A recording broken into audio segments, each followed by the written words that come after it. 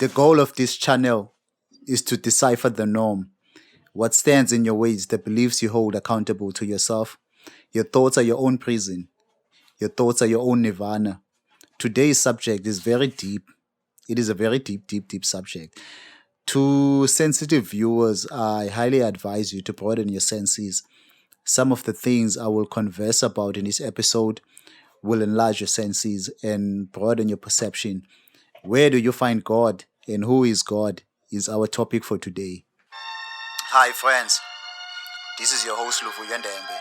Please do consider the content I share and take notes to some of the insight. Every day on Daily Talk with Luvuyo Ndembe, we share relatable content. These episodes are meant to enrich your mind, unleash your brilliance, and enhance your perception about life. These talks are packed with great philosophies and strategies you need to adopt to cultivate a better character for yourself. Your success is my goal. One love, one life, let us all prosper. I'm here to show you how.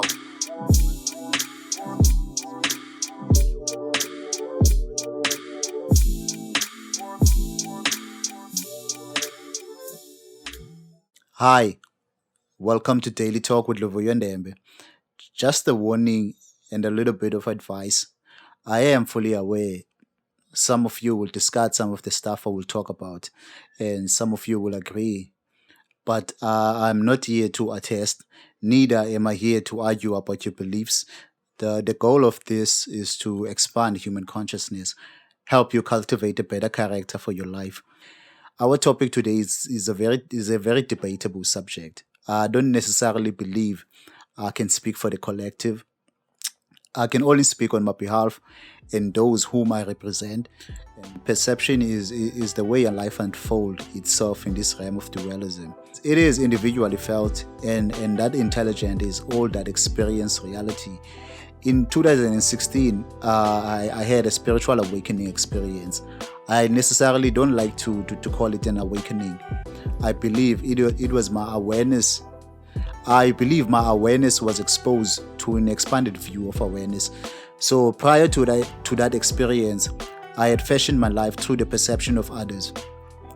I followed the norm society believe about existence. So my inherent gift was so suppressed. Survival was the only thing that drove my life. I had to chase to make ends meet, and I was really not fascinated by the way I conducted my life. So this is how I found myself in a state of depression. My intention was mainly to survive rather than building a lifestyle to enjoy. So because of this inner emptiness that was not content, I managed to channel my higher self. My frustration, my misery reconnected me with my higher power. Before I dive into the topic, let me clarify something. Words are the least transmitter of truth. And for this topic, I choose to use the word God since it is so universal, not because of what people think of the word. I am aware God means many things to different people. What we think about God depends on the information influencing our lives. So oftentimes, people will ask me if I believe there is God. My answer is always the same. It depends on your definition about God. Some people know about God conceptually. Some experience God every single day. So I had my own fair share of experience when I felt my senses widen up, when I self-introspected, when my thoughts slumbered. By quieting my thoughts, grounding myself to the moment, I felt this beautiful energy inside me permeating through my body. So the more I connected, the more I understood what God is, who God is, and where God is. So the more I used my ego to identify with things, the more I felt disconnected to the source we call God. We have a tendency to carve reality into shapes as we exercise our imagination. With this, we created so many theories about God, but all theories leads to one thing. What caused creation is all that experience creation, and it is the only thing that expresses life into this creation. So study the great philosophers and what they say about creation. Study religion, decode what it says about creation. One thing you will find from all these sources of information, one life is all that lives. It only differs in form. That life is you. demonstrating what it thinks of itself into matter.